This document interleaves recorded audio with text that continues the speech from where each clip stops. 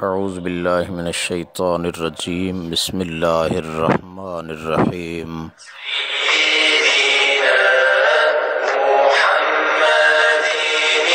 अवल अल्लाह अलीम आला आलम जोधनी क़ादिर पंहिंजी कुदरत सी क़ाइम आहे क़दीम वाली वाहिद वहदहू राज़िक़ रब रहीम। सो सराह सचोदणी चई हमद हकीम करी पाण करीम थो जोड़ूं जोड़ जहान जी।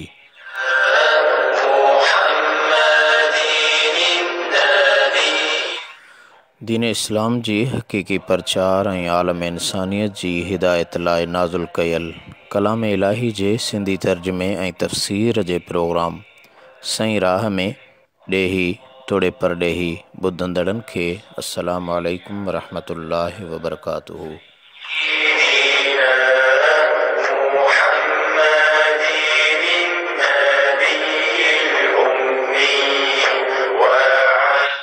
मां आहियां अवां जो मेज़बान ऐं प्रोग्राम पेशकार आजिज़ रहमतुल्लाह लाशारी ताहिरी।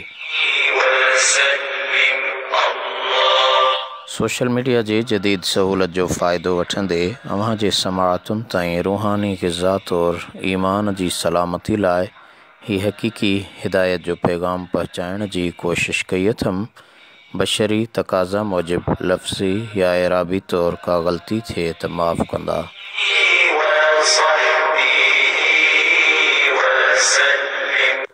असांजी सिंध धरतीअ जे हिन माए नाज़ ऐं बेबाक आलिम सुल्तान मुफ़स्सिरीन हज़रत अल्लामा अलहाज मुफ्ती मुहम्मद इदरीस ॾाहिरी ताहिरी बख़्शी क़ादरी नक्शबंदी दामत बरकातुहुल आलिया जे लिखियल सिंधी तर्जुमे ऐं तफ़सीर अहसनुल बयान फ़ी तफ़सीरुल क़ुरान जो जामे पैगाम अव्हां ताईं पहुचाइण जो इरादो रखां थो। इन दुआ सां त अल्लाह करीम मुंहिंजो ॿुधाइण ऐं अव्हां जो ॿुधणु पंहिंजी बारगाह इलाही में मक़बूल ऐं मंज़ूर फ़रमाए। आमीन सुम्मा आमीन।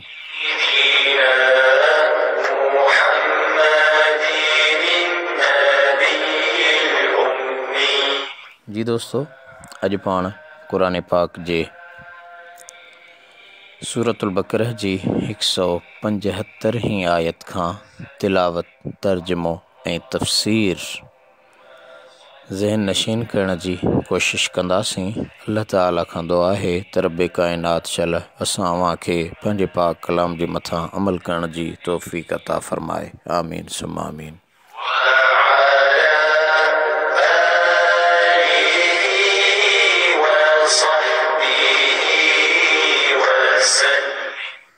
अऊज़ु बिल्लाहि मिनश्शैतानिर्रजीम बिस्मिल्लाहिर्रहमानिर्रहीम। उलाइकल्लज़ीना इश्तरवुद्दलालत बिलहुदा वलअज़ाब बिलमग़फ़िरह फ़मा अस्बरहुम अलन्नार ज़ालिक बिअन्नल्लाह नज़्ज़लल किताब बिलहक़्क़ व इन्नल्लज़ीना इख्तलफ़ू फ़िल किताबि लफ़ी शिक़ाक़िम बईद। इहे उहे बदनसीब आहिनि जो ख़रीद कयाऊं गुमराही एवज़ हिदायत जे ऐं अज़ाब एवज़ बख़्शिश जे। पोइ कंहिं सबुर कंदड़ बनायो अव्हां खे बाहि ते इहो इन सबबां जो बेशक अल्लाह नाज़ुल कयो किताब हक़ सां ऐं बेशक जन इख़्तिलाफ़ कयो किताब में अलबत्ता इख़्तिलाफ़ पराहे में आहिनि।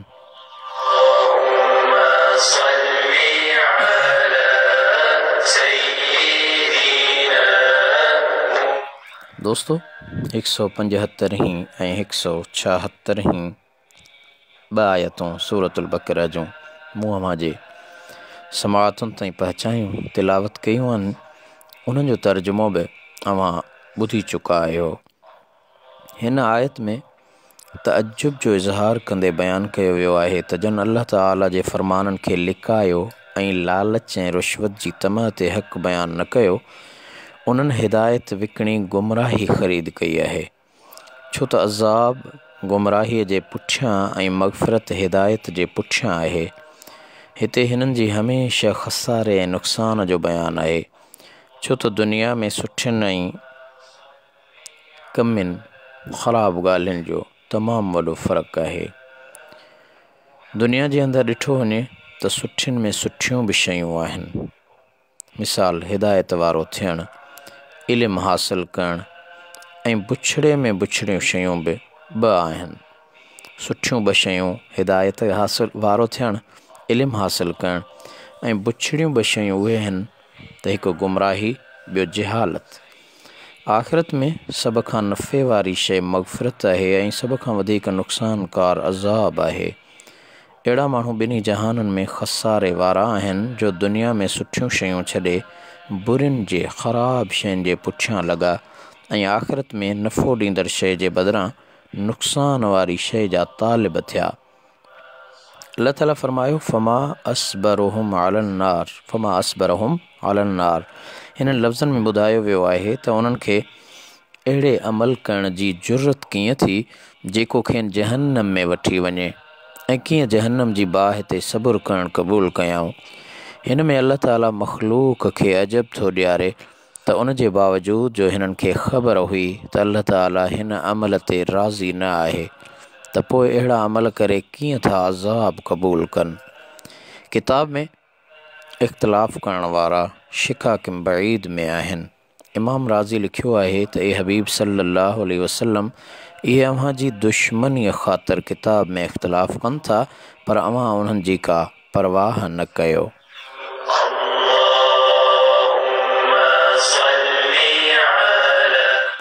अॻिते अल्लाह तबारक व तआला जी ज़ात इरशाद फ़रमायो, लैसल बिर्र अन तुवल्लु वुजूहकुम क़िबलल मशरिक़ि वल मग़रिबि वलाकिन्नल बिर्र मन आमन बिल्लाहि वल यौमिल आख़िर वल मलाइकति वल किताबि वन नबिय्यीन व आतल माल अला हुब्बिही ज़विल क़ुर्बा वल यतामा वल मसाकीन व इब्नस सबील वस्साइलीन व फिर रिक़ाब व अक़ामस्सलात व आतज़्ज़कात वल मूफ़ून बिअहदिहिम इज़ा आहदू वस्साबिरीन फिल बअसाइ वद्दर्राइ व हीनल बअस उलाइकल्लज़ीन सदक़ू व उलाइक हुमुल मुत्तक़ून।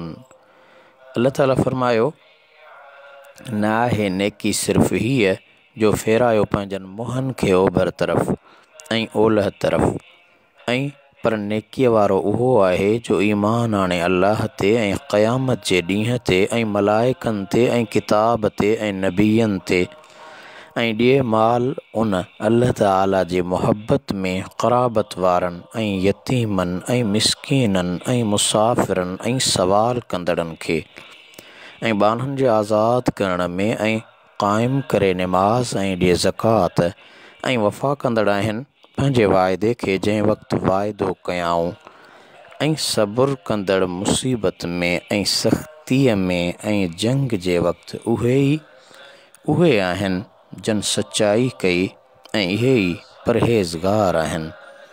दोस्तो, सूरतुल बक़रह जी आयत करीमा 177 आयत, उन जो तर्जुमो तिलावत ऐं तर्जुमो मां ॿुधो। हाणे उन जो तफ़सीर ॿुधो। सम्झणु घुरिजे त हर दीन में बज़ी ज़ाहिरी अमाल हूंदा आहिनि ऐं बज़ी हक़ीक़ी मक़ासिद, छो त उन्हनि ज़ाहिरी अमलनि सां इंसान हक़ीक़ी मक़सदनि खे माणींदो आहे। उन जे करे उन्हनि ज़ाहिरी अमलनि जो बजा आणणु ज़रूरी हूंदो आहे। जेसिताईं मुस्लिम क़ौम दीन जी दामन खे मज़बूतीअ सां झले बीहंदी आहे त उहे ज़ाहिरी अमाल ऐं हक़ीक़ी मक़ासिद उन जे नज़रुनि जे अॻियां हूंदा आहिनि ऐं ॿिन्ही खे हिकु जहिड़ी अहमियत ॾिनी वेंदी आहे। पर जॾहिं दीन जो शौक़ु घटिजंदो आहे त आहिस्ते आहिस्ते हक़ीक़ी मक़ासिद बि नज़रुनि तां लही वेंदा आहिनि। पोइ उहे अमल रूह खां सवाइ सिर्फ़ रस्म तौरु अदा कया वेंदा आहिनि। मिसाल तौरु निमाज़ इस्लाम जे बुनियादी इबादतुनि मां आहे, पर हुज़ूर सल्लल्लाहु अलैहि वसल्लम जन जो फ़रमान आहे त जेका निमाज़ बदकारी खां न रोके उहा उन शख़्स खे ख़ुदा खां ज़्यादा परे रखंदी आहे। औ कमा क़ाल सल्लल्लाहु अलैहि वसल्लम। दोस्तो, हिन आयत सगूरी में बि उन हक़ीक़त खे खोले खोले बयानु कयो वियो आहे त मुहम्मद जी उम्मत अला नबी सलातो वसलाम अॻियनि उम्मतुनि वांगुरु सिर्फ़ु ॿ ज़ाहिरी अमलनि ते किफ़ायत करे न वेहे ऐं नेकी ऐं ताबेदारीअ खे उन में मुनहसिर न सम्झे। हिन आयत में लईसल बिर अन तुवल्लू वजूहकुम ऐं मुंहुं ओभर या ओलह ॾे करणु नेकी न आहे चयो वियो आहे। उन जो मतिलबु इहो आहे त सिर्फ़ु उहो कमु नेकी न आहे, ॿिया कम बि आहिनि जिन जे करण सां माण्हू नेक सालेह थींदो। हिन आयत में ग़ौर करण सां मालूम थिए थो त इस्लाम जी सारी तइलीम हिननि चइनि उनवाननि में आहे। सभ खां पहिरीं अक़ाइद, ॿियो मामलात, टियों इबादात ऐं चोथों अख़लाक़। मन आमन खां वन नबीयीन ताईं अक़ाइद जो ज़िक्र आहे। आतल माल खां वफ़िर रिकाब ताईं मामलात जो बयानु ऐं अक़ाम सलात वात ज़कात में इबादात जो ज़िक्र ऐं उन खां पोइ इस्लाम जंहिं ज़ाब्ते अख़लाक़ जी तइलीम ॾिए थो वल मूफ़ून खां पछाड़ीअ ताईं उन जो बयानु आहे।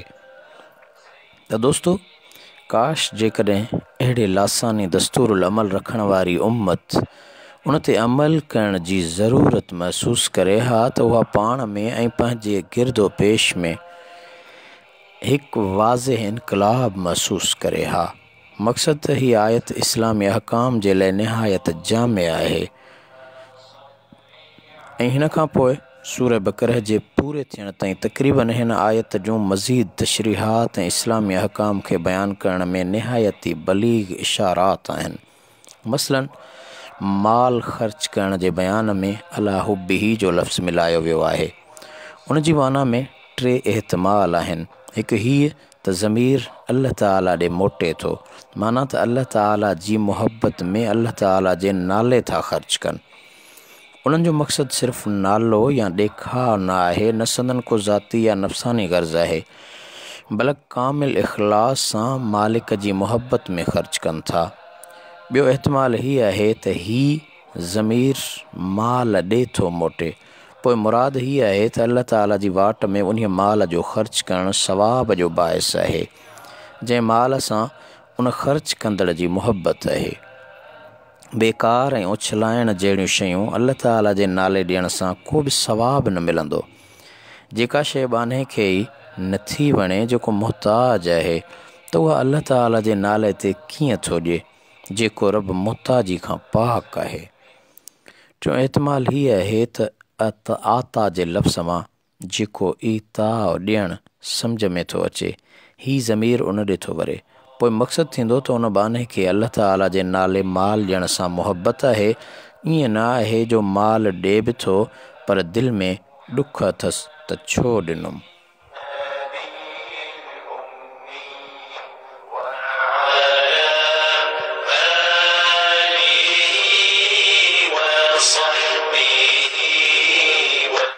दोस्तों, हिन आयत में व आतल माल खां रब जे नाले ते माल ॾियण जो ज़िक्र कयो वियो आहे। निमाज़ क़ाइमु करण जो बयानु करे उन खां पोइ ज़कात जो ज़िक्र कयो वियो आहे। उन में हीउ नुक़्तो आहे त सिर्फ़ु ज़कात ॾियणु फ़र्ज़ु न आहे, पर उन खां सवाइ ॿिया कम बि आहिनि जिन में माल ख़र्च करणु फ़र्ज़ु या वाजिबु आहे। इन सां ई नेकीअ जो कमाल हासिलु थींदो आहे। मसलन जेकॾहिं को मिट माइट कमाइण खां मज़ूर आहे त उनखे ख़र्च ॾियणु मालदार ते वाजिबु आहे। या तो ज़कात त ॾेई छॾी आहे, पर को मिसकीन तुंहिंजे पाड़े में बुख जे करे मरी रहियो आहे त उनखे जान बचाइण जे लाइ ख़र्च ॾियणु ऐं उन जी जान बचाइणु तो ते फ़र्ज़ु आहे। अहिड़ी तरह जिते ज़रूरत हुजे उते मस्जिद ठहिराइणु या किथे जाहिल माण्हू आहिनि उन्हनि जी तइलीम जे लाइ मदरसो ठहिराइणु, मकतब खोलणु, इहे सभु माली फ़राइज़ में दाख़िल आहिनि। दारे कुतनी हज़रत बीबी फ़ातिमा बिनते क़ैस रज़ियल्लाहु अन्हा खां रवायत आंदी आहे त रसूलुल्लाह सल्लल्लाहु अलैहि वसल्लम जन फरमायो, इन फिल माए हक़न सिवा ज़कात, यानी ज़कात खां सवाइ बि माल में हक़ आहे। इहा हदीस इब्न माजा पंहिंजे सुनन में ऐं तिरमिज़ी पंहिंजे जामे में आंदी आहे। त दोस्तो, फ़र्क़ु एतिरो आहे त ज़कात जो हिकु ख़ासि क़ानून आहे, उन जे मुआफ़िक़ ज़कात हर हाल में अदा करणु ज़रूरी आहे। बाक़ी ॿियनि कमनि में ख़र्च करणु उन्हनि जे हाल ते मौक़ूफ़ आहे।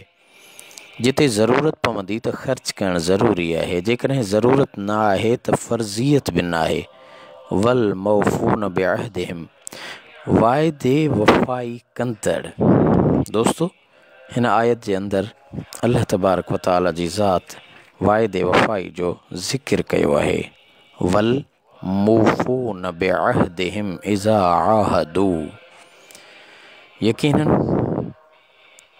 हिन ॻाल्हि खे इस्म फ़ाइल जे सीगे सां बयानु करण में इहो नुक़्तो आहे त इहा वाइदे वफ़ाईअ वारी आदत उन्हनि में हमेशह ऐं दाइमी हुजणु घुरिजे।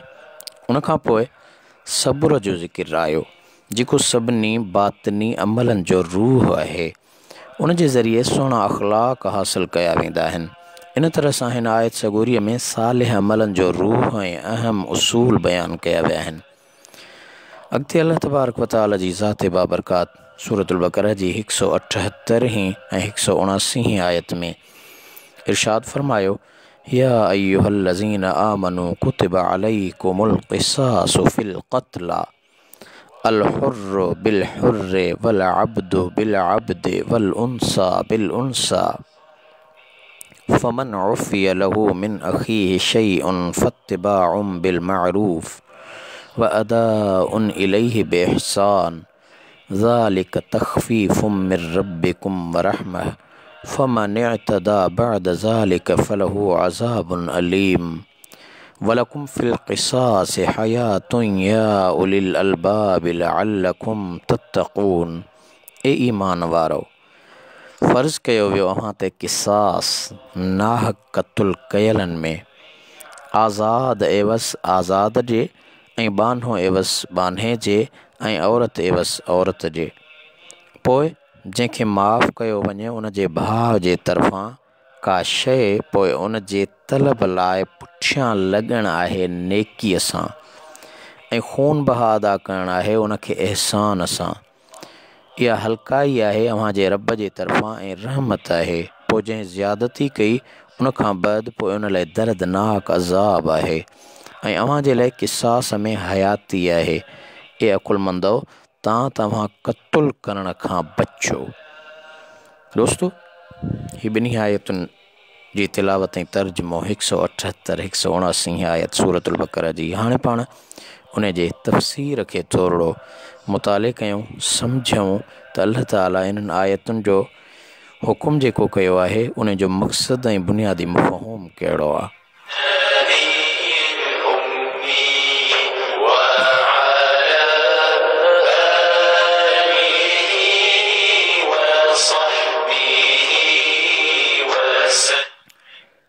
दोस्तो, इस्लाम खां अवल अरब में दस्तूर हो त जेकॾहिं कंहिं ताक़तवर कबीले जो को माण्हू क़त्ल कयो वेंदो हो त उहे उन क़त्ल जे बदिले में सिर्फ़ु हिक क़ातिल जे क़त्ल ते किफ़ायत न कंदा हुआ, पर उन जे कबीले जा 10-10 20-20 माण्हू क़त्ल करणु पंहिंजो हक़ सम्झंदा हुआ। जेकॾहिं उन्हनि जे आज़ाद माण्हूअ खे कंहिं कबीले जे ग़ुलाम क़त्ल करे विधो त उहे इन ग़ुलाम जे बदिले में उन्हनि जे आज़ाद माण्हूअ खे क़त्ल कंदा हुआ। उन दस्तूर ते उहे कई सदियूं अमल कंदा रहिया, ऐं अरब पंहिंजे नस्ली वॾाई ऐं क़बाइली बरतरी इन नमूने सां बरक़रार रखंदा हुआ। जॾहिं अल्लाह ताला पंहिंजे प्यारे रसूल सल्लल्लाहु अलैहि वसल्लम जन ते क़ुरान पाक नाज़िल करणु शुरू कयो त क़ुरान पाक उन ग़लति सोच खे हिकदमि ख़तमु करण जो फ़ैसिलो फ़रमायो ऐं हुकुम ॾिनो त क़त्ल कयल जे एवज़ क़त्ल कंदड़ ई कुठो वञे, चाहे उहो मर्द हुजे या औरत, आज़ाद हुजे या बान्हो। इहो रवाज सिर्फ़ु अरब में न हो पर ॿियनि क़ौमुनि में बि हो। अॼु ताईं यूरोप जूं हुक्मरान क़ौमूं उन ते अमल पेरा आहिनि। जनूबी अफ्रीका जा हबशी, ऑस्ट्रेलिया जा असली रहाकू ऐं अमरीका जा रेड इंडियन अॼु बि उन जा शाहिद आहिनि। ही फ़ख़ुरु त सिर्फ़ु इस्लाम खे हासिलु आहे जो उन कूड़नि तफ़ावतनि जे बुतनि खे घणे अरसे खां ज़रा ज़रा करे छॾियो आहे, ऐं इस्लामी मसावात जो सिर्फ़ु क़ानून ई पेश न कयो पर उन ते अमल बि करे ॾेखारियो आहे। इन खां पोइ हुकुम आयो आहे त फ़मन उफ़िय लहू मिन अख़ीहि शै, पोइ जंहिंखे उन जे भाउ जे तरफ़ां का शइ माफ़ कई वई, ही क़िसास जे क़ानून में अहम शइ आहे। यानी जेकॾहिं नाहक कुठल जा वारिस क़ातिल सां सुलह करणु घुरनि त उहे खून बहा वठी सुलह करे सघनि था।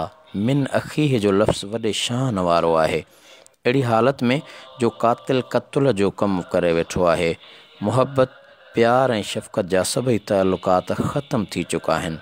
अदावत ऐं इंतकाम जी बाहि भड़की रही आहे। क़ुरान करीम नाहक कुठल जे वारसनि खे यादि थो ॾियारे त क़ातिल मुजरिम आहे, क़सूर वारो आहे ऐं अव्हां जी कावड़ बि बेजा ऐं अजाई न आहे, पर तॾहिं बि अव्हां जो मुस्लमान भाउ आहे।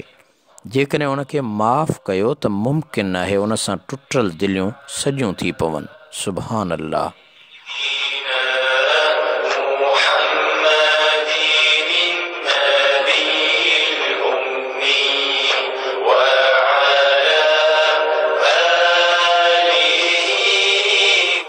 दोस्तों, क़ुरान पाक जूं इहे लताफ़तूं हुयूं जंहिं अरब जे सरकशनि खे मुती बनायो। फ़त्तिबाउम बिल मारूफ़ में मक़तूल जे वारिसनि खे हिदायत कई वई आहे त जंहिं ते अव्हां एॾो अहसान कयो आहे उन खां खून बहा बि सुहिणे तरीक़े सां घुरो। व अदाउन इलैहि बि अहसान में क़ातिल खे हिदायत कई वई आहे त उहो बि अहसान फ़रामोश न थिए, खून बहा जल्दी अदा करे छॾे। फ़मन एतदा, फ़ैसिले करण खां पोइ जेकॾहिं कंहिं ज़्यादती कई, पोइ उहो क़ातिल हुजे या मक़तूल जो वारिस, त उन्हनि लाइ दर्दनाक अज़ाब आहे। हर हिक खे क़ानून जो एहतराम ऐं उन जी पाबंदी करणु ज़रूरी आहे। उन जे करे इस्लामी शरीयत क़िसास वठणु, सज़ाऊं ॾियण जो हक़ फ़र्दनि खे न पर वक़्त जी हुकूमत खे ॾिनो आहे।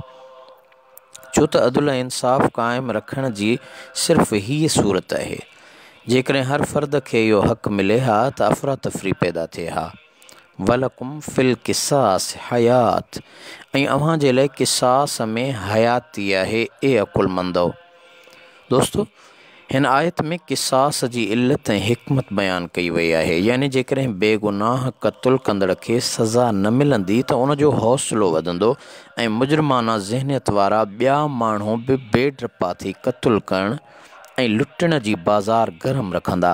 पर जेकॾहिं क़ातिल खे उन क़तल जे एवज़ क़तल कयो वियो त ॿिया मुजरिम बि हिन जी हालत खे ॾिसी अहिड़नि जुर्मनि खां हटी वेंदा ऐं हिक क़ातिल जे क़तल करण सां हज़ारे माण्हू महफ़ूज़ रहंदा।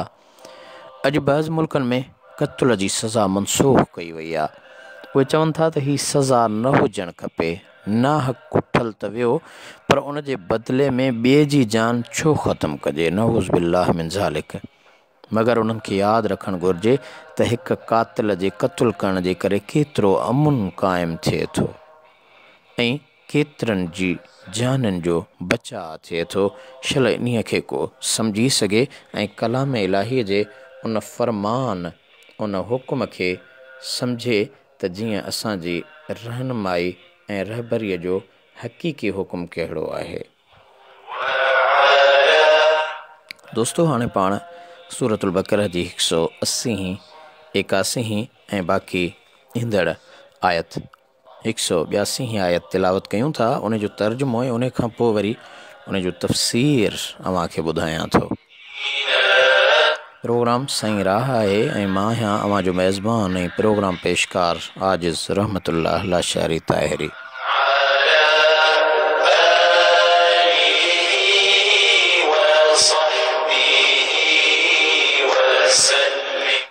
कुतिब अलैकुम इज़ा हदर अहदकुमुल मौत इन तरक खैरनिल वसिय्यतु लिल वालिदैन वल अक़रबीन बिल मअरूफ हक्कन अलल मुत्तकीन फमन बद्दलहु बअद मा समिअहु फइन्नमा इस्मुहु अलल लज़ीन युबद्दिलूनहु इन्नल्लाह समीउन अलीम।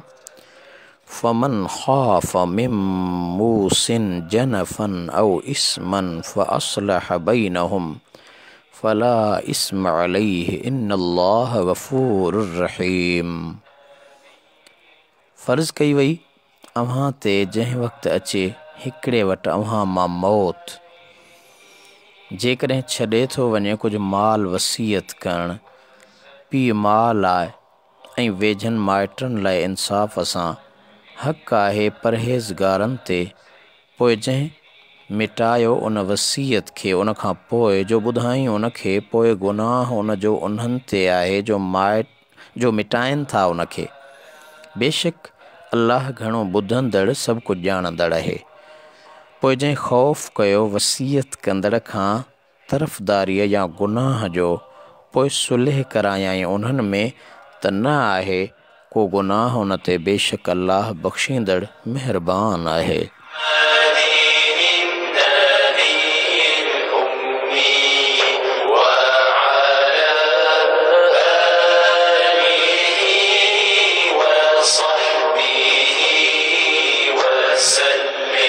दोस्तों, सूरतुल बक़रह जी 182 आयत अवां जे साम्हूं मूं मुकमल कई। 180, 181 ऐं 182 आयत क़ुरान पाक जी।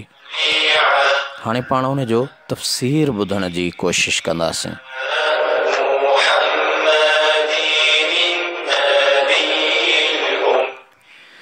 हिननि आयतुनि में अरबनि जे हिक ॿिए जाहिलाणे तरीक़े जो सुधारो कयो वियो आहे। उन्हनि जो दस्तूर हूंदो हो त मरण वक़्तु पंहिंजे माल जी वसीयत अहिड़नि माण्हुनि जे नाले करे वेंदा हुआ जिन सां संदन परे जो वास्तो बि न हूंदो हो, ऐं पंहिंजे ग़लति ख़्याल में उनखे सखावत सम्झंदा हुआ। ऐं जॾहिं को वसीयत करण खां सवाइ मरी वेंदो हो त उनजो वरसो सिर्फ़ु ज़ाल ऐं औलाद में विरहायो वेंदो हो। पीउ माउ ऐं ॿिया माइट सफ़ा महरूम कया वेंदा हुआ। इहे ॿई सूरतूं जॾहिं त सरीह ज़ुल्म वारियूं हुयूं। उनजे करे क़ुरान हकीम उन्हनि जी इस्लाह कई, पर हिक ई वक़्तु सारे प्रोग्राम खे दरहम बहरम करण जे बजाए उन में आहिस्ते आहिस्ते सुधारो आंदाई, तां त उन्हनि जे तबीयतुनि में बेचैनी पैदा न थिए ऐं सुधारे आणण जो मक़सदु हासिलु थिए। उनजे करे उन खां अव्वल जो विरासत जो मुकमल क़ानून नाफ़िज़ कयो वञे। हिननि आयतुनि में वसीयत करण जो हुकुम कयो वियो ऐं फ़रमान आयो त पंहिंजे वालिदैन ऐं मिटनि माइटनि लाइ वसीयत करणु घुरिजे ऐं हर हिक खे उन जे हक़ मुताबिक़ हिसो ॾियणु घुरिजे। पर एतिरे अहम कम खे अवाम जी मर्ज़ीअ ऐं सिर्फ़ु उन्हनि जे रहम करम ते छॾे नथो सघिजे। उनजे करे कुझु वक़्त खां पोइ सूरत निसाए में वरसे जा अहकाम तफ़सील सां बयानु कया विया। हज़रत हबीब करीम सल्लल्लाहु तआला अलैहि वसल्लम जन वसीयत ऐं वरसे जे हुक्मनि खे वाज़ह कंदे ॿ क़ाइदा बयानु कया आहिनि। पहिरियों त उन्हनि माइटनि जे लाइ वसीयत करणु मना आहे जेके विरासत में हक़दार आहिनि। ॿियो त वसीयत छॾियल माल जे 3 हिसे ताईं महदूद आहे। 3 हिसो पंहिंजे न वारिस थींदड़ माइटनि या ॿियनि ख़ैरात वठण जे हक़दारनि या अवाम जी भलाईअ जे कमनि में ख़र्च करण लाइ ॾेई सघिजे थो। इस्लाम जो हीउ हकीमाना ऐं मुतवाज़न निज़ाम आहे जंहिं ते मुसलमाननि खे नाज़ करणु घुरिजे।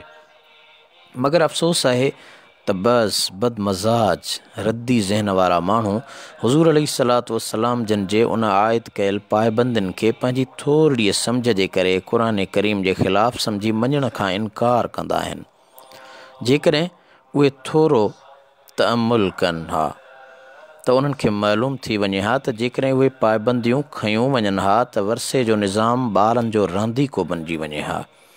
नबी पाक सल्लल्लाहु तआला अलैहि वसल्लम जन पंहिंजनि असहाबनि सगोरन रज़ी अल्लाह तआला अन्हुम खे अहिड़ियूं हिदायतूं ॾिनियूं हुयूं जीअं हज़रत सअद बिन अबी वक़ास रज़ी अल्लाह तआला अन्हु खां रवायत आहे त मां फ़तेह वारे साल अहिड़ो बीमार थी पियुसि जो मौत जे क़रीब अची पहुतुसि। पोइ मूं वटि रसूलुल्लाह सल्लल्लाहु अलैहि वसल्लम जन तब पुरसी लाइ पुछण आया, अयादत करण आया।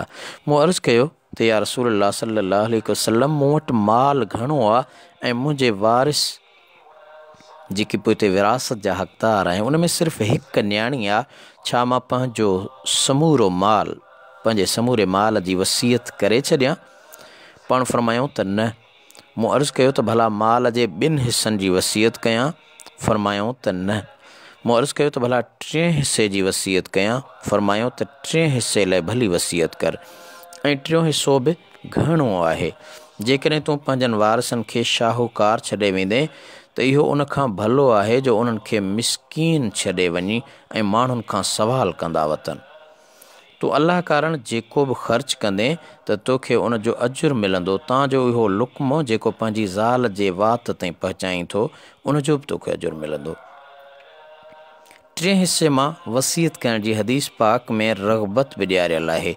हज़रत मुआज़ बिन जबल रदी अल्लाह ताला अन्हु खां रवायत आहे त नबी करीम सल्लल्लाहु अलैहि वसल्लम जन फरमायो, इन्नल्लाह तसद्दक़ अलैकुम बिसुलुसि अमवालिकुम इंद वफ़ातिकुम ज़ियादतन फ़ी हसनातिकुम।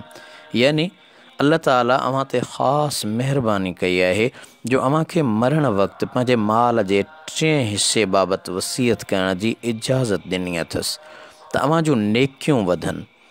अहिड़ी तरह वारिस जे लाइ वसीयत न करण बि हदीस शरीफ़ में आयल आहे। हज़रत अबू उमामा रदी अल्लाह ताला अन्हु खां रवायत आहे त मूं रसूलुल्लाह सल्लल्लाहु ताला अलैहि वसल्लम जन खां ॿुधो पाण हज्जतुल विदा वारे साल ख़ुतबे में इरशाद फरमाए रहिया हुआ त इन्नल्लाह आता कुल्ल ज़ी हक़्क़िन हक़्क़हू फला वसीयत लिवारिसिन।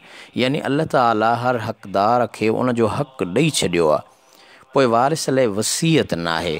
हा, पर जेकॾहिं कंहिं वारिस लाइ वसीयत कई आहे त उहा जाइज़ न आहे, मगर जेकॾहिं ॿिया वारिस या क़बूल कनि था त पोइ उहा वसीयत बि क़बूल आहे। जीअं हज़रत इब्न अब्बास रदी अल्लाह ताला अन्हुमा जी रिवायत में आहे त ला वसीयत लिवारिसिन इल्ला अन तुजीज़हल वरसह।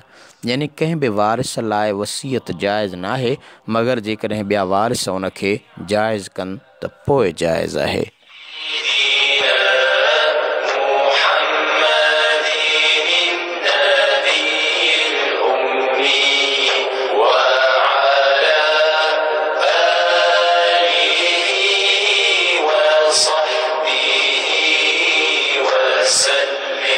जी दोस्तों, प्रोग्राम आहे सही राह।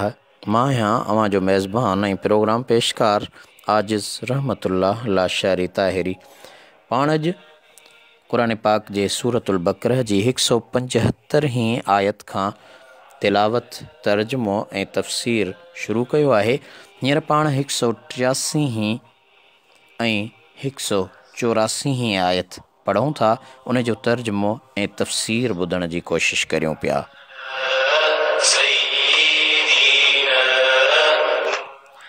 अल्लाह ताला इरशाद फरमायो, या अय्युहल्लज़ीन आमनू कुतिबा अलैकुमुस्सियाम कमा कुतिबा अलल्लज़ीन मिन क़ब्लिकुम लअल्लकुम तत्तक़ून अय्यामम मअदूदात फमन कान मिनकुम मरीदन औ अला सफ़रिन फ़इद्दतुम मिन अय्यामिन उख़र व अलल्लज़ीन युतीक़ूनहु फ़िद्यतुन तआमु मिस्कीन फ़मन ततव्वअ ख़ैरन फ़हुव ख़ैरुल लह व अन तसूमू ख़ैरुल लकुम इन कुंतुम तअलमून।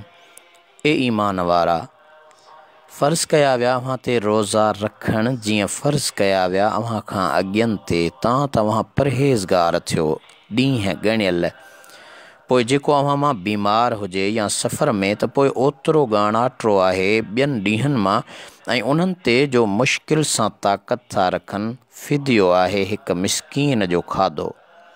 पोइ जंहिं ख़ुशीअ सां वधाए नेकीअ खे वधायो त पोइ उहो उन लाइ भलो आहे, ऐं रोज़ा रखो त भलो आहे अव्हां लाइ जेकॾहिं ॼाणो था। दोस्तो, सयाम सौम जो जम आहे। सौम जी लुग़वी माना आहे अल अमसाक, यानी रोकण। माठ करे वेहण खे बि अमसाक चयो वेंदो आहे, छो त इहो ॻाल्हाइण खां रुकजण आहे, ऐं शरीयत में रोज़े जी तारीफ़ आहे अल अमसाक अनिल अक्ल व शर्ब वल जमाअ मअन नियत फ़ी वक़्त मख़सूस। यानी मख़सूस वक़्त में रोज़े जी नियत सां खाइण पीअण ऐं जमा खां पाण खे रोकण। रोज़े जे लाइ हीउ हुकुम हिजरत खां पोइ जंग बदर वारे साल नाज़ुल थियो हो। अॻियनि उम्मतुनि ते बि रोज़ा फ़र्ज़ हुआ, मगर तइदाद ऐं कैफ़ियत में फ़र्क़ु हो। दोस्तो, अल्लाह ताला इरशाद फरमायो त रोज़ा अव्हां ते फ़र्ज़ कया विया। त हाणे रोज़े रखण जो ग़र्ज़ ऐं मक़सदु कहिड़ो आहे? रोज़ो इंसान छो थो रखे ऐं अल्लाह ताला जी फ़र्ज़ियत छो आहे। त अल्लाह ताला रोज़े जी फ़र्ज़ियत बयानु करण सां गॾु रोज़े जो ग़र्ज़ ऐं मक़सदु बि बयानु कयो आहे त रोज़े जो मक़सदु आहे तव्हां परहेज़गार बणिजो ऐं पाकबाज़ थियो। रोज़े जो मक़सदु सिर्फ़ु ही न आहे त उन्हनि टिनि कमनि खां परे रहो, पर सभिनी बुछड़ियुनि आदतुनि ऐं बुरनि कमनि खां सफ़ा हथ कढी वञो। अवां उञ में तड़पी रहिया आहियो, अवां बुख में बेताब आहियो, अवां खे केरु ॾिसे बि कोन थो। थधो पाणी ऐं लज़ीज़ खाधो अवां वटि रखियो आहे, पर अवां उन ॾांहुं हथु वधाइण त छा अखि खणी बि नथा निहारियो। इन जो वजह सिर्फ़ु इहो आहे त तव्हांजे रब पाक जो हुकुम अहिड़ो आहे।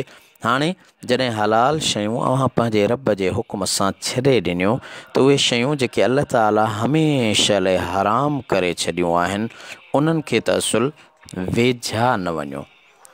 हिन पूरे महीने जी तकलीफ़ बर्दाश्त करण जो मक़सदु इहो आहे तव्हां साल जा बाक़ी 11 महीना बि अल्लाह ताला खां डिॼंदा रहो ऐं तक़वा सां गुज़ारियो।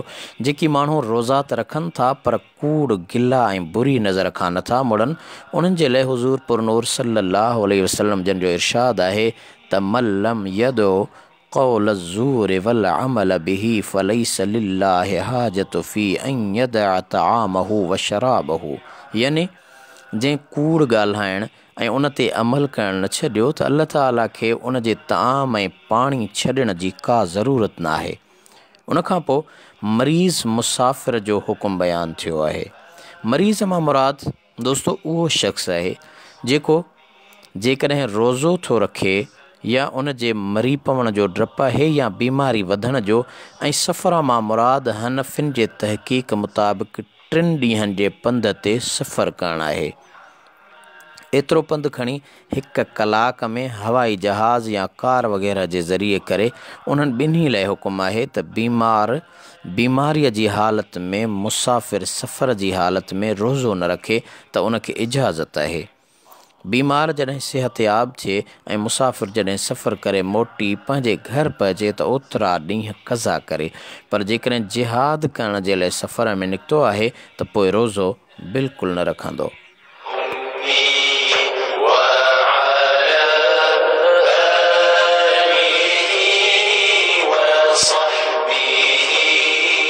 दोस्तों प्रोग्राम साईं राह मां आहियां अव्हां जो मेज़बान ऐं प्रोग्राम पेशकार आजिज़ रहमतुल्लाह लाशारी ताहिरी।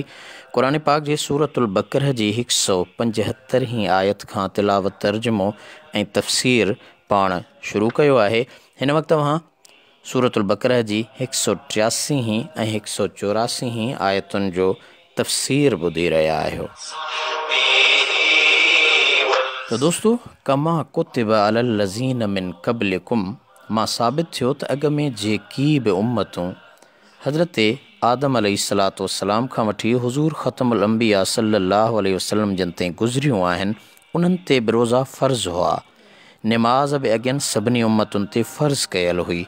व अलल लज़ीन युतीक़ूनहु हिन लफ़्ज़नि जी माना ऐं मतिलब में तरजीह वारो कौल इहो आहे त इब्तिदा में जॾहिं रोज़े रखण जो हुकुम लथो हो त माण्हुनि जी आसानीअ लाइ इहा गुंजाइश रखी वई हुई त जेकॾहिं को रोज़ो न रखे त उहो रोज़े जे बदिले में फ़िदियो अदा करे। पोइ जॾहिं माण्हुनि में रोज़े रखण जी आदत पैदा थी ऐं उन्हनि खे रोज़े जी लज़्ज़त ऐं बरकत महसूसु थी त इहा रिआयत वापसि वरिती वई ऐं हुकुम ॾिनो वियो त फ़मन शहिद मिनकुम शहर फलयसुमहु। पोइ जेको हाज़िर हुजे अव्हां मां उन महीने में पोइ भली रोज़ो रखे उन में।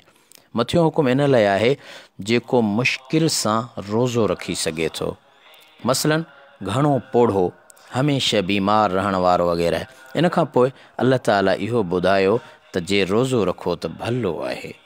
दोस्तो हाणे फ़िदीअ जो ज़िक्र थियो आहे त फ़िदीअ जो मिक़दार ऐं उन जे मुतअल्लिक़ अव्हांखे ॼाण ॾियां त हिकु रोज़े जो फ़िदियो अधु टोयो कणिक या उन जी क़ीमत आहे। अधु टोयो असांजे मुल्क में हलंदड़ सेर 80 तोलनि जे हिसाब सां तक़रीबन पौणा 2 सेर थियनि था। बाज़ार मां उन जी क़ीमत मालूम करे कंहिं ग़रीब मिसकीन खे मिल्कियत करे ॾियणु हिकु रोज़े जो फ़िदियो आहे। हिकु रोज़े जे फ़िदिये खे 2 माण्हुनि में तक़सीम करणु या 2 रोज़नि जो फ़िदियो हिक ई ॾींहुं हिक माण्हू खे ॾियणु दुरुस्त न आहे। दोस्तो, जेकॾहिं कंहिंखे फ़िदे अदा करण जी बि ताक़त न आहे त उहो अल्लाह ताला खां मग़फ़िरत तलब कंदो रहे ऐं दिलि में नीयत रखे त जॾहिं बि थी सघियो त फ़िदियो अदा कंदुसि।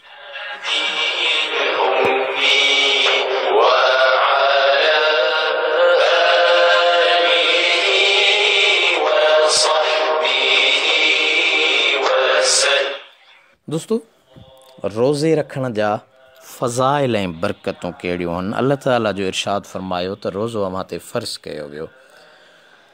बुख़ारी, अबू दाऊद ऐं तिरमिज़ी हज़रत अबू हुरैरा रज़ियल्लाहु ताला अन्हु खां रवायत आंदी आहे त नबी पाक सल्लल्लाहु अलैहि वसल्लम जन फ़रमायो, मन साम रमज़ान ईमानन व एहतिसाबन गुफ़िर लहू मा तक़द्दम मिन ज़ंबिही, यानी जंहिं रमज़ान जा रोज़ा रखिया ईमानदारी ऐं सवाब जी उमेद सां त उन जा अॻियां गुनाह बख़्श कया वेंदा। सुभान अल्लाह। ॿी हदीस पाक आहे, अहमद नसाई इब्न ख़ज़ीमा हज़रत अबू उमामा रज़ियल्लाहु ताला अन्हु खां रवायत आंदी आहे त मूं अर्ज़ु कयो त या रसूलल्लाह सल्लल्लाहु अलैहि वसल्लम, मूंखे को अहिड़ो अमल सेखारियो जंहिंसां मूंखे अल्लाह ताला नफ़ो ॾिए। पाण फ़रमायाऊं त अलैक बिस्सौम फ़इन्नहू ला मिस्ल लहू, रोज़े खे लाज़िम करे वठि, पोइ बेशक उन जो को मिसाल न आहे। यानी हुन नफ़ो घुरियो अल्लाह ताला जी ज़ात खां। हुज़ूर फ़रमायो, रोज़ो रख, अहिड़ो नफ़ो ॿी इबादत में न आहे। टीं हदीस पाक आहे, मुस्लिम में बेहक़ी हज़रत अबू हुरैरा रज़ियल्लाहु ताला अन्हु खां रवायत आंदी आहे त बेशक रसूलुल्लाह सल्लल्लाहु अलैहि वसल्लम जन फ़रमायो, अस्सलातुल हम्सु वल जुमअतु इलल जुमअति व रमज़ानु इला रमज़ान मुकफ़िरातुल लिमा बैनहुन्न इज़्तनबतल कबाइर, यानी 5 निमाज़ूं ऐं 1 जुम्मो ॿिए जुमे ताईं ऐं 1 रमज़ान ॿिए रमज़ान ताईं उन्हनि जे विच में थियल गुनाहनि खे मेटींदड़ आहिनि, इन शर्त सां जो वॾनि गुनाहनि खां पासो करी। सुभान अल्लाह।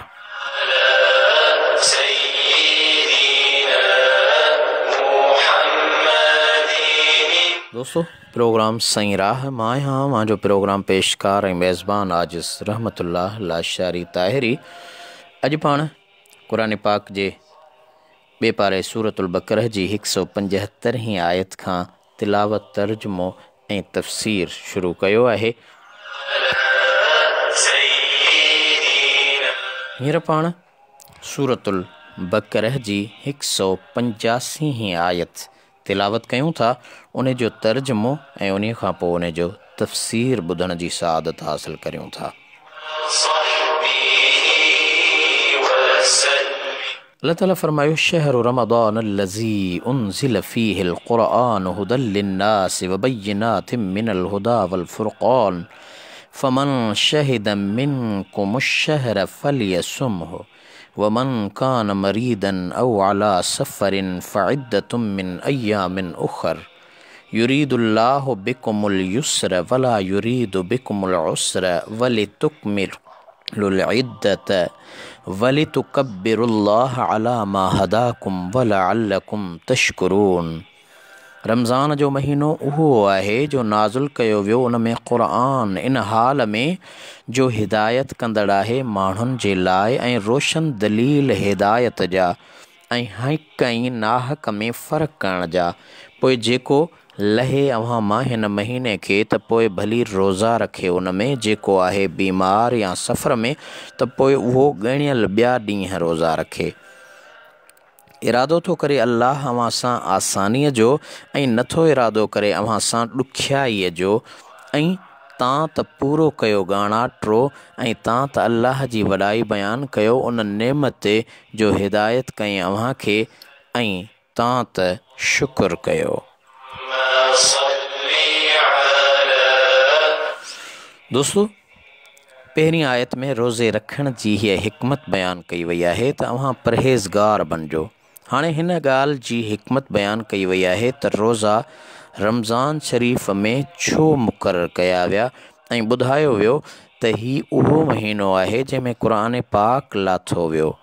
उहो क़ुरान पाक जो कंहिं ख़ासि मुल्क या क़ौम लाइ न आहे, बल्कि हुदल लिन्नास, सभिनी इंसाननि जे लाइ पैगाम हिदायत ऐं रहबरी कंदड़ आहे ऐं उन जी हिदायत जी रोशनी एतिरी खुलियल ऐं साफ़ आहे जो हक़ ऐं बातिल बिल्कुलु चिटो थो नज़र अचे।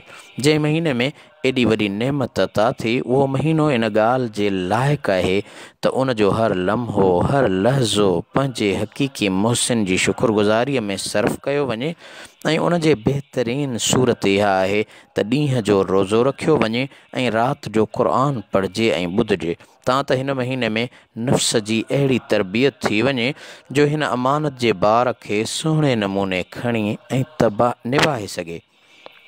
हिन आयत जे आख़िरी लफ़्ज़नि लअल्लकुम तशकुरून में उन ॾे इशारो आहे त दोस्तो क़ुरान पाक खां सवाइ ॿिया सहीफ़ा बि रमज़ान शरीफ़ में नाज़िल थिया हुआ।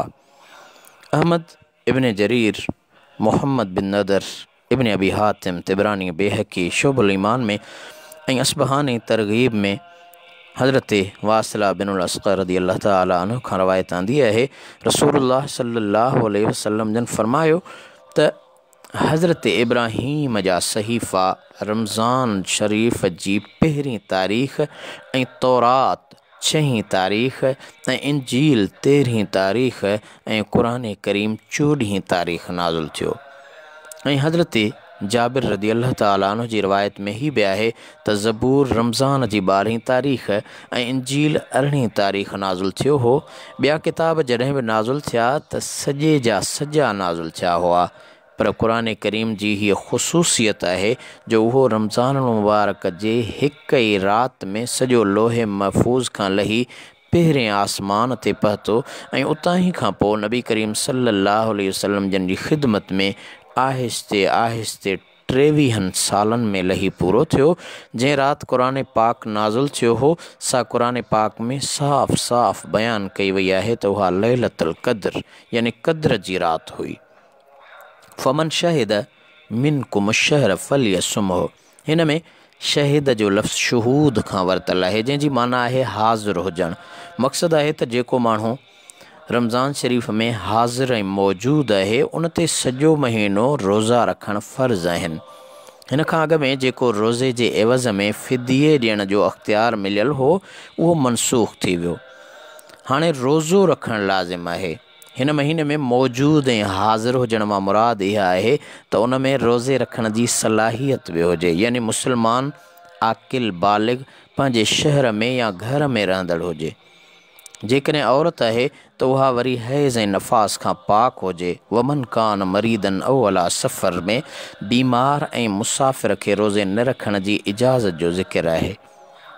इहो अॻी आयत में बि ज़िक्र थी चुको आहे, मगर हिन आयत में जॾहिं फ़िदिये ॾियण खे मनसूख़ कयो वियो आहे त इहो शुबहो थी सघियो थिए त शायदि बीमार ऐं मुसाफ़िर वारी रुख़सत बि मनसूख़ थी वई। उन जे करे उनखे वरी ज़िक्र कयो वियो त उन्हनि जो साॻियो हुकुम बरक़रार आहे।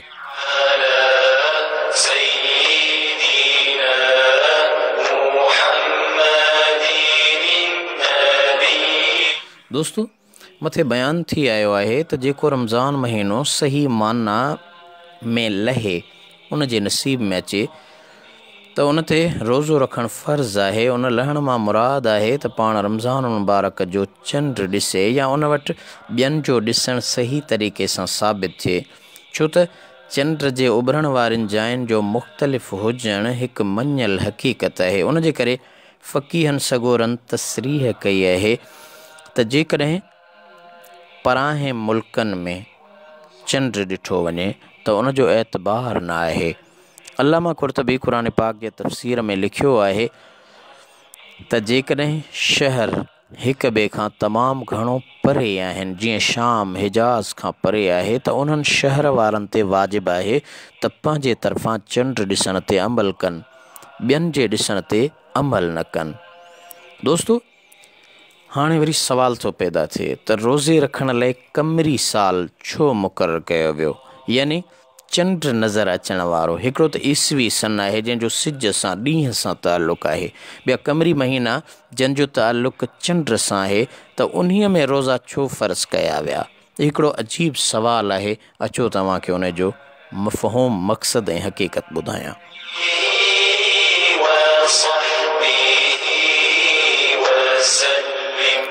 दोस्तों, कमरी साल जे उन महीने मुक़ररु करण में इहो राज़ आहे त हीउ महीनो मुख़्तलिफ़ मौसमुनि में ईंदो रहंदो आहे।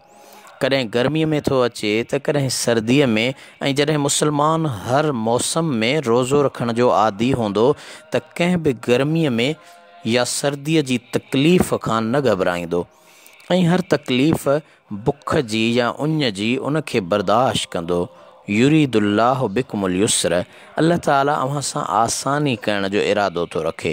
यानी हीउ हुकुम तज़ीरी न आहे जो सज़ा तौरु हुकुम कयो वञे ऐं उन मां मक़सदु कंहिंखे तंग करण या तकलीफ़ ॾियणु हुजे, बल्कि अल्लाह ताला जो इरादो ई आहे तव्हांखे आसानी करे ॾिए। उन जे करे नाबालिग ऐं चरियनि ते रोज़ो फ़र्ज़ु न आहे। बीमार ऐं सफ़र वारे खे मोहलत ऐं फ़ुर्सत ॾिनी वई आहे सिहतयाब थिए या सफ़र खां मोटी अचे पोइ रोज़ा क़ज़ा करे। पर जेकॾहिं ग़ौर करे सोचिजे त अल्लाह ताला जो सचो दीन सारो आसान आहे। जीअं इब्न सअद, अहमद अबू याला, तिबरानी ऐं इब्न मर्दवी रज़ी अल्लाह ताला अन्हु हज़रत उरवा तमीमी खां रवायत आहे त माण्हुनि रसूलुल्लाह सल्लल्लाहु ताला अलैहि वसल्लम जिन खां पुछियो त असां ते फ़िलाणे कम में हर्ज आहे छा? पाण फरमायाऊं त या अय्युहन्नास इन दीन अल्लाह युस्र, ए इंसानो अल्लाह जो दीन आसान आहे। पाण उहो 3 भेरा फरमायाऊं। मुहद्दिस बाज़ार हज़रत अनस रज़ी अल्लाह ताला अन्हु खां रवायत आंदी आहे त रसूलुल्लाह सल्लल्लाहु अलैहि वसल्लम जन फरमायो यस्सिरू वला तुअस्सिरू वसक्किनू वला तुनफ़िरू, यानी माण्हुनि लाइ आसानी कयो ऐं उन्हनि ते तंगी न कयो ऐं माण्हुनि खे तस्कीन, तसल्ली ऐं दिलजाए ॾियो ऐं उन्हनि खे नफ़रत न ॾियारियो। यानी रमज़ान शरीफ़ जे रोज़नि जो अदद पूरो कयो। जेकॾहिं कंहिं शरई उज़र जे करे रोज़ो न रखियो अथव त क़ज़ा करे पूरा कयो। जीअं वले तुकमिलुल इद्दत, ऐं तव्हां त अदद पूरो कयो। हज़रत इब्न उमर रज़ी अल्लाह ताला अन्हुमा खां रवायत आहे त रसूलुल्लाह सल्लल्लाहु अलैहि वसल्लम जन फरमायो अश्शहरु तिस्उन व इश्रून फला तसूमू हत्ता तरवुल हिलाल वला तुफ्तिरू हत्ता तरौहु फ़इन गुम्म अलैकुम फ़अक्मिलुल इद्दत सलासीन, मुत्तफ़िक़ अलैहि हदीसा। यानी महीनो 29 ॾींहं आहे। मुराद शोबान महीने जा 29 छॾे पोइ चंड ॾिसण जी कोशिशि कयो। पोइ जेसिताईं चंड न ॾिसो तेसिताईं रोज़ो न रखो ऐं रोज़ो रखण बि तेसिताईं न छॾियो जेसिताईं ईद जो चंड न ॾिसो। भला जेकॾहिं अव्हां ते झुड़ आहे त रोज़नि जो तइदादु 30 पूरा कयो। वली तुकब्बिरुल्लाह अला मा हदाकुम, ऐं तव्हां त अल्लाह जी वॾाई बयानु कयो उन नेमत ते जो अव्हांखे हिदायत कयईं। उन मां मुराद ईद जे ॾींहं वारियूं तकबीरूं आहिनि। वला अल्लकुम तशकुरून, ऐं तव्हां शुकुर कयो। यानी रोज़नि जो अहिड़े महीने में फ़र्ज़ु थियणु जंहिंमें क़ुरान नाज़िल थियल आहे ऐं उन में अव्हां लाइ आसानी करणु त सहूलियत सां रोज़नि जो तइदादु पूरो कयो ऐं बीमारनि ऐं मुसाफ़िरनि लाइ सवलाई करणु, ही सभु नेमतूं आहिनि। उन्हनि ते अल्लाह जो शुक्र अदा कयो, छो त शुक्र सां वॾियूं नेमतूं वधंदियूं आहिनि, नेमतुनि में वाधारो थींदो आहे।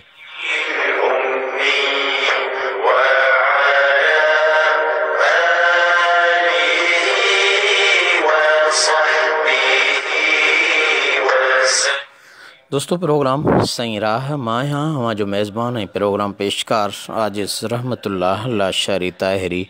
अॼु पाण क़ुरान पाक जे बेपारे सूरतुल बक़रह जी 175 आयत खां तिलावत, तर्जुमो ऐं तफ़सीर शुरू कयो आहे।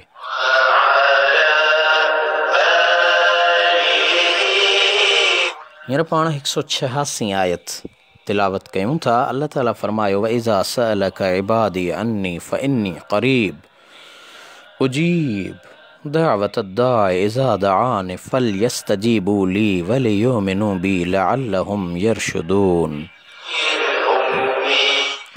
ऐं जंहिं वक़्तु पुछनि तोखां मुंहिंजा बाना मुंहिंजे मुतअलिक़, पोइ बेशक मां वेझो आहियां, क़बूल कंदो आहियां दुआ घुरंदड़ जी दुआ जंहिं वक़्तु मूंखां घुरंदो आहे। पोइ भली त क़बूल कनि मुंहिंजो हुकुम ऐं भली त ईमान आणनि मूं ते तां त उहे हिदायत वारा थियनि।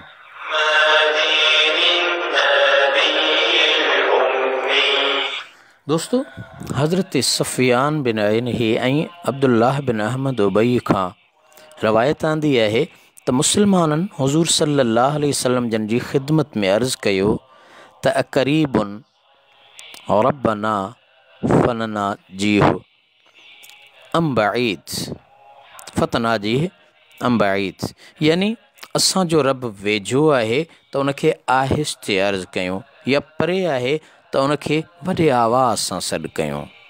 यानी हिकिड़ो माण्हू दिलि में ज़िकिर करे, क़ल्बी ज़िकिर करे अल्लाह अल्लाह, ॿियो हिकिड़ो ज़ुबान सां वेठो अल्लाह, टियों माण्हू दाहूं करे रड़ियूं करे अल्लाह अल्लाह। त हाणे इहो सवाल पे पैदा थियो ऐं हुज़ूर सल्लल्लाहु अलैहि वसल्लम जन खां अरबनि उन दौर जे उन्हनि माण्हुनि सहाबनि सवाल कयो त साईं असांखे ॿुधायो त असांजो रब जे वेझो आहे त आस्ते सॾियूंसि, जे परे आहे त ॾाढियां सॾियूंसि। तॾहिं अल्लाह ताला ही आयत नाज़िल फरमाई।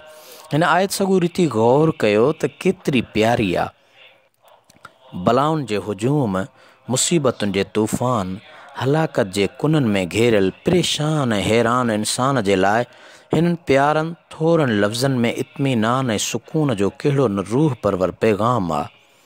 इबादी मुंहिंजा बाना, हिन में अल्लाह ताला बाननि जी पाण ॾे निस्बत करे फ़रमायो त ही मुंहिंजा आहिनि। ही केॾो न वॾे प्यार ऐं कशिश वारो लफ़्ज़ आहे। उनखां पोइ इन्नी क़रीब, मां वेझो आहियां। हिन लफ़्ज़नि राहत ऐं इत्मीनान जी हिकु दुनिया गॾु करे रखी आहे। कंहिं बि बहार वारे फ़सुल जी राति वारी ख़ुशबूदार हवा ऐं कंहिं बि वसंदड़ ककर जी हयाती बख़्शींदड़ फुड़नि में उहो असरु किथे आहे जेको क़ुर पाक जे हिननि लफ़्ज़नि में आहे। ॾुखनि ऐं दर्दनि जो मारियल जॾहिं ही ॿुधे थो त मुंहिंजो मालिक, मुंहिंजो ख़ालिक मूंखां बिल्कुलु परे न आहे, जो उनखे मुंहिंजे हाल जो इल्मु, रंज ऐं तकलीफ़ जी ख़बर न हुजे, बल्कि उहो मूंखे मुंहिंजे साह जी रग खां बि वधीक वेझो ऐं मुंहिंजूं दुआऊं क़बूलु कंदड़ आहे, त उनखे केतिरो करार ईंदो। इहो एतिरो त वेझो आहे जो अव्हां जी ज़ुबान ते आयल दुआ त छा, अव्हां जी दिलि जा अहिड़ा राज़ जेके ज़ुबान ते आणण खां बि अव्हां शर्माइजो था, फ़िक्रनि ऐं अंदेशनि जा उहे नाज़ुक ऐं लतीफ़ शीशा जेके हवाई आवाज़नि जे लहरुनि खे बर्दाश्त नथा करे सघनि, उन्हनि सभिनी खे उहो ॼाणे थो। उहो क़ादिर बि आहे त रहमान ऐं रहीम बि आहे। अव्हां दुआ जे लाइ हथ त खणी ॾिसो, अव्हां उन जे अॻियां तलब जी दामन झले त ॾिसो, अव्हां दिलि जे हथनि सां उन जी रहमत वारे दरवाज़े ते हथ खणी त ॾिसो। उहो अव्हां जूं दाहूं ॿुधंदो ऐं अर्ज़ ऐं इल्तिजाऊं क़बूलु करे अव्हां जी बिगड़ियल क़िस्मत ठाहे छॾींदो। पर उहो जॾहिं करम करे त सरकश न थिजो, हमेशह उन जे मुक़दस दरवाज़े ते न्याज़मंदी सां झुकंदा रहिजो। इस्लाम क़बूलु करण ते जेकी ज़िमेदारियूं अव्हां क़बूलु कयूं हुयूं ऐं जेकी वाइदा अव्हां कया हुआ उहे निभाईंदा रहिजो त हिदायत हासिलु कंदड़ ऐं कामयाबु रहंदव।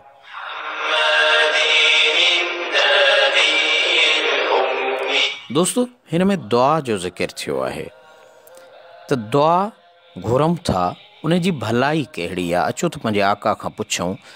अहमद, अबू दाऊद, तिरमिज़ी, इब्न माजा ऐं अस्माए व सिफ़ात में बेहक़ी हज़रत सलमान फ़ारसी रदी अल्लाह ताला अन्हु खां रवायत आंदी आहे त नबी करीम सल्लल्लाहु अलैहि वसल्लम जन फरमायो, इन्न रब्बकुम हय्युन करीमुन यस्तहयी मिन अब्दिही इज़ा रफ़अ यदैहि इलैहि ऐं युरद्दुहुमा सिफ़रा, यानी अव्हां जो रब ज़िंदह करम करण वारो आहे।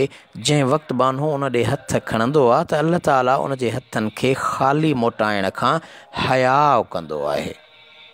दोस्तो, ॿी हदीस पाक आहे तिबरानी हज़रत सलमान रदी अल्लाह ताला अन्हु खां रवायत आंदी आहे त रसूलुल्लाह सल्लल्लाहु अलैहि वसल्लम जन फरमायो, मा रफ़अ क़ौमुन अकुफ़ुहुम इलल्लाहि अज़्ज़ व जल्ल यसअलूनहु शैअन इल्ला कान हक़्क़न अलल्लाहि अन यदअ फ़ी ऐदीहिमुल्लज़ी सअलूहु, यानी के बि माण्हू पंहिंजा हथ अल्लाह अज़्ज़ व जल ना खणी का शइ घुरंदा आहिनि त अल्लाह ताला ते हक़ आहे त उहा शइ उन्हनि जे हथनि में रखे। यानी हथ खणी जॾहिं दुआ घुरंदो आहे, हथ माण्हू चवंदा आहिनि त दुआ त दिलि सां बि घुरी सघिजे थी, पर हज़रत सलमान फ़ारसी जे इन रवायत कयल हदीस मां साबित थियो त हथ खणी इन जे लाइ दुआ घुरबी आहे त अल्लाह तबारक व ताला खां जेका शइ घुरबी आहे बाने खे उन्हनि हथनि ते उहा शइ रखी ॾींदो आहे, पंहिंजी करम नवाज़ी ऐं महिरबानी फ़रमाईंदो आहे। टीं हदीस पाक इब्न अबी शैबा, नसाई, इब्न माजा ऐं हाकिम हज़रत सोबान रज़ी अल्लाह ताला अन्हु खां रवायत आंदी आहे त रसूलुल्लाह सल्लल्लाहु अलैहि वसल्लम जन फरमायो, ला युरद्दुल क़द्र इल्ला दुआ वला यज़ीदु फिल उम्र इल्लल बिर। यानी तक़दीर खे दुआ रद्द कंदी आहे ऐं कंहिंसां नेकी करणु उमिरि में वाधारो आणींदी आहे। दोस्तो, हिकिड़ो तक़दीर में लिखियलु आहे अव्हांखे औलाद न आहे, पर अल्लाह जे कामिल वली दुआ घुरी अव्हांखे औलाद वठराए ॾिनी, छो त दुआ तक़दीर खे तब्दील कंदड़ आहे। अव्हां जी तक़दीर में लिखियलु आहे त अव्हांखे हिन सफ़र में रस्ते में का मुसीबत, का मुश्किल अचण वारी आहे, पर अव्हां दुआ घुरायो था उन मुसीबत मुश्किल हल जे लाइ, त यकीनन उहा मुसीबत ऐं मुश्किल अल्लाह करीम पंहिंजे फ़ज़ुल ऐं करम सां हल ऐं आसान फ़रमाए थो। त यानी दुआ अहिड़ो अमल आहे जंहिंजे घुरण सां अव्हां जूं मुश्किलूं टरनि थियूं। दोस्तो, दुआ जो ज़िक्र थियो आहे त दुआ घुरण जा आदाब कहिड़ा आहिनि। हाणे मां अव्हांखे, छो त हिन आयत करीम में दुआ जो हुकुम थियो आहे, दुआ घुरण जी भलाई बि अव्हां हदीस शरीफ़ जे रोज़ सां ॿुधी चुका आहियो। 3 हदीसूं अव्हांखे ॿुधायूं आहिनि, पर दुआ घुरण जा आदाब कहिड़ा आहिनि हाणे अव्हां जे समाअतुनि ताईं पहुचाइण जी कोशिशि करियां थियो। प्रोग्राम सही राह जारी आहे। मां आहियां प्रोग्राम पेशकार ऐं मेज़बान आजिज़ रहमतुल्लाह अला शहरी ताहिरी।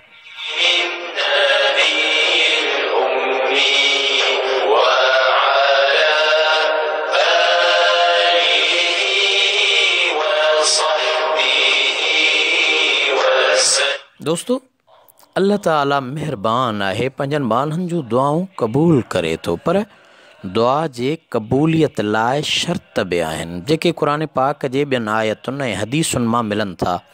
सभ खां पहिरियों त दुआ घुरण वारो अहिड़ी दुआ न घुरे जंहिंमें गुनाह या माइटी छिनण जी ॻाल्हि हुजे।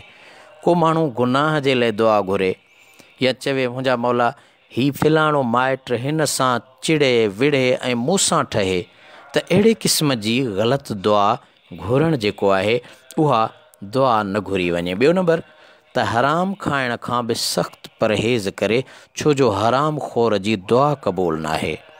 ऐं टियों त उहो यकीन रखे त मुंहिंजी हाजत पूरी करण वारो सिर्फ़ु हिकु अल्लाह ताला आहे ऐं ॿिया वास्ता ऐं ज़रिया सभु उन जे हथ में आहिनि।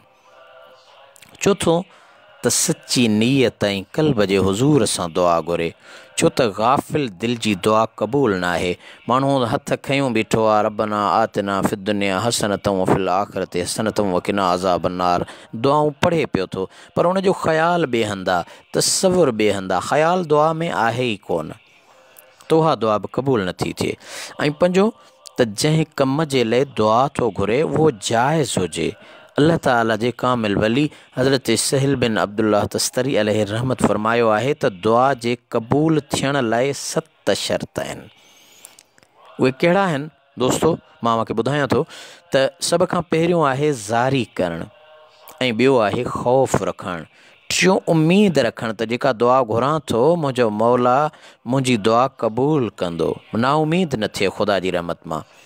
ऐं चोथों त दुआ ते हमेशगी करणु, यानी इहो न चवे त मूं हिकिड़ी दुआ घुरी हाणे बसि ख़तमु थी वियो मरहलो, न, बार बार दुआ घुरंदो बि रहे, घुराईंदो बि रहे। उन खां पोइ न्याज़ ऐं निवड़त सां घुरणु, अल्लाह जी दरबार में इज्ज़ ऐं इन्किसारी सां न्याज़ ऐं निवड़त सां दुआ घुरे, ऐं सभिनी लाइ घुरे। दुआ रुगो पंहिंजे लाइ न घुरे, पंहिंजे अहल अयाल, पंहिंजे बचड़नि, अबे अमड़, जग जहान हुज़ूर जी सॼी उम्मत लाइ दुआ घुरणु, ऐं उन खां पोइ हलाल खाधो खाइणु। इहे 7 शर्त आहिनि दुआ जे क़बूल थियण जा।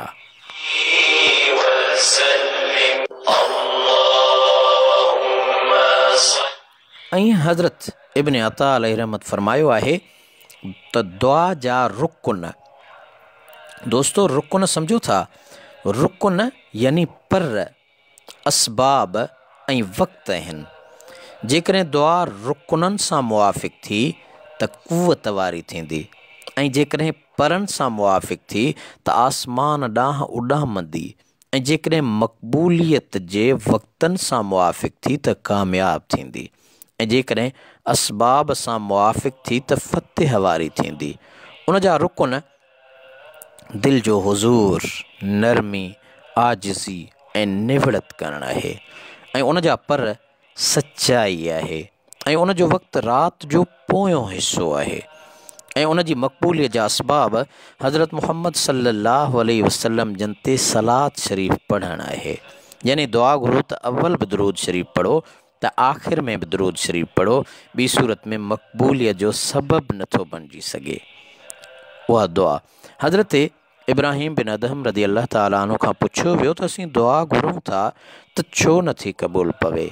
पाण फरमायाई त अव्हां अल्लाह खे सुञातो पर उन जी फर्मा बरदारी न कयव, ऐं रसूलुल्लाह सल्लल्लाहु अलैहि वसल्लम जन खे सुञातव पर संदन सुन्नत जी ताबेदारी न कयव, ऐं क़ुरान खे सुञातव पर उन ते अमल न कयव, ऐं अल्लाह ताला जो नेमतूं खाधियूं पर उन जो शुक्र न कयव, ऐं जन्नत सुञाणे उन जी तलब न कयव, जहन्नम जी ॼाण रखी उन खां बचण जी कोशिश न कयव, शैतान खे सुञाणे उन सां जंग न कयव, बल्कि उन सां मुआफ़क़त कयव, मौत जी ॼाण रखी उन लाइ तयारी न कयव, मौलनि खे दफ़न करे अवां इबरत न वरिती, पंहिंजनि ऐबनि खां गाफ़िल थी ॿियनि जे ऐबनि में मशगूल थी वियो, उन जे करे अव्हां जी दुआ क़बूल न थी पवे।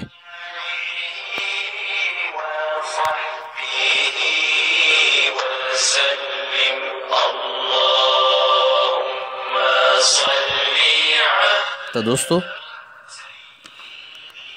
दीन इस्लाम जे हक़ीक़ी प्रचार ऐं आलम इंसानियत जी हिदायत लाइ नाज़ुल कयल कलाम इलाही जे सिंधी तर्जुमे ऐं तफ़सीर जे प्रोग्राम सईं राह में मां आहियां अवां जो मेज़बान ऐं प्रोग्राम पेशकार आजिज़ रहमतुल्लाह लाशारी ताहिरी। सोशल मीडिया जे जदीद सहूलत जो फ़ाइदो वठंदे अवां जे समाअतुनि ताईं रूहानी ग़िज़ा तौरु ईमान जी सलामती लाइ ही हक़ीक़ी हिदायत जो पैगाम पहुचाइण जी कोशिश कई अथमि। बशरी तक़ाज़ा मूजिब लफ़्ज़ी या एराबी तौरु कम इल्मी सबब का ग़लती थिए त माफ़ कंदा, का ग़लती करे वियो हुजां उन जे लाइ मअज़रत ख़्वाह आहियां। असांजी सिंध धरतीअ जे हिन माए नास ऐं बेबाक आलिम सुल्तानुल मुफ़स्सिरीन हज़रत अल्लामा अलहाज मोहम्मद इदरीस ॾाहिरी ताहिरी बख़्शी क़ादरी नक्शबंदी दामत बरकातुहुल आलिया जे लिखियल सिंधी तर्जुमे ऐं तफ़सीर अहसनुल बयान फ़ी तफ़सीरुल क़ुरान जो जामे पैगाम अवां ताईं पहुचाइण जी कोशिश कई अथमि, इन दुआ सां त अल्लाह करीम मुंहिंजो ॿुधाइण ऐं अव्हां जो ॿुधणु पंहिंजे बारगाह इलाही में मक़बूल ऐं मंज़ूर फ़रमाए। आमीन सुम्मा आमीन।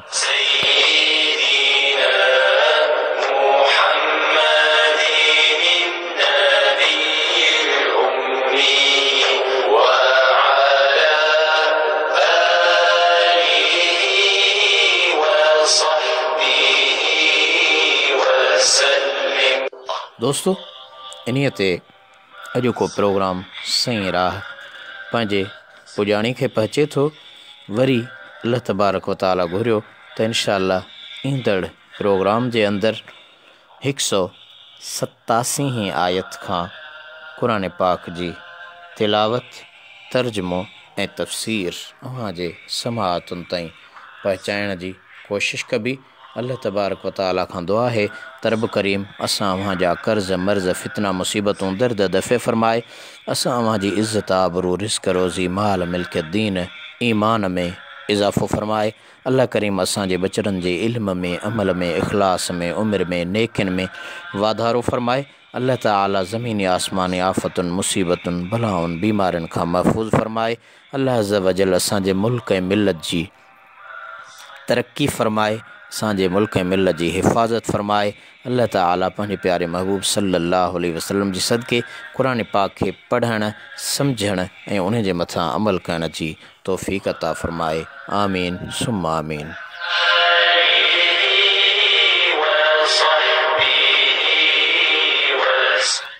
दोस्तों, आख़िर में मां उन्हनि महिरबान दोस्तनि जा नाला खणा जेके थोरी या घणी देर जे लाइ पंहिंजे प्रोग्राम सही राह जे सफ़र में शामिल थींदा आहिनि। थोराइतो आहियां मोहतरम सद्दाम अकबर दर साहब, मोहतरम अली गुल सारियो साहब, मोहतरम असलम बबर साहब, मोहतरम महमूद काछेलो बख्शी ताहिरी कैडेट कॉलेज पेटारो, असांजे मुर्शिद मुरब्बी महबूब सजन साईं जन जा प्यारा ख़लीफ़ा, मोहतरम राजा रशीद कुंदर साहब, मोहतरम जोखियो नईम असांजे रोज़ जो लिसनर ऐं शिद्दत सां इंतज़ारु कंदड़ प्रोग्राम जो, मोहतरम अल्लामा मौलाना सिराज अहमद लाशारी ताहिरी साहब, मुंहिंजा उस्ताद मोहतरम काठोड़ कराची खां पंहिंजे सही राह जे सफ़र में शामिल रहिया। मोहतरम ग़ुलाम सरवर लाशारी असांजे मुर्शिद मुरब्बी जे प्यारे ख़लीफ़ा हज़रत साईं हाजी अहमद हसन रहमतुल्लाह अलैहि जन जा प्यारा फ़र्ज़ंद पंहिंजे प्रोग्राम में शामिल रहिया, सलाम चयाऊं। मोहतरम मोहम्मद सिद्दीक़ लुंड साहब पंहिंजे प्रोग्राम में शामिल रहिया। सजाद मीरानी साहब, मोहतरम मोहम्मद सिद्दीक़ लुंड साहब लिखियो ॻोठ वलीदाद खान लुंड खां त सही नात। दोस्तों, ही प्रोग्राम सही राह तफ़सीर क़ुरान तर्जुमो आहे ऐं ही नात ख़्वानी जे सिलसिले जो प्रोग्राम न आहे। इंशाअल्लाह अहिड़े क़िस्म जो प्रोग्राम जॾहिं बि हलंदो त उन में ज़रूरु नात खे बि शामिलु कंदासीं।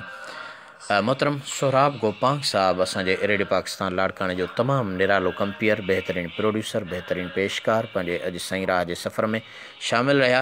मोहतरम शमसुद्दीन सोलंगी साहब, मोहतरम अवैस करनी साहब ऐं आख़िर जे कुझु लम्हनि में असां सां हिन सफ़र में सही राह जे सफ़र में हम सफ़र थिया मोहतरम हाफ़िज़ आबिद अली ख़ासखेली ताहिरी साहब थाणे बुला खान खां। अल्लाह ताला सभिनी जे माल में, मिल्कियत में, इज़्ज़त में, आबरू में बरकतूं अता फ़रमाए। इन्हीअ ते पंहिंजे प्रोग्राम पेशकार ऐं मेज़बान आजिज़ रहमतुल्लाह लाशारी ताहिरी खे इजाज़त ॾींदा। वरी ईंदड़ प्रोग्राम में इंशाअल्लाह ताला 187 आयत सूरतुल बक़रा जी खां तिलावत, तर्जुमो ऐं तफ़सीर अव्हां जे समाअतुनि ताईं पहुचाईंदुसि। तेसीं ताईं अल्लाह निगहबान। अस्सलामु अलैकुम वरहमतुल्लाहि वबरकातुहू। जाॾे पेर ताॾे ख़ैर।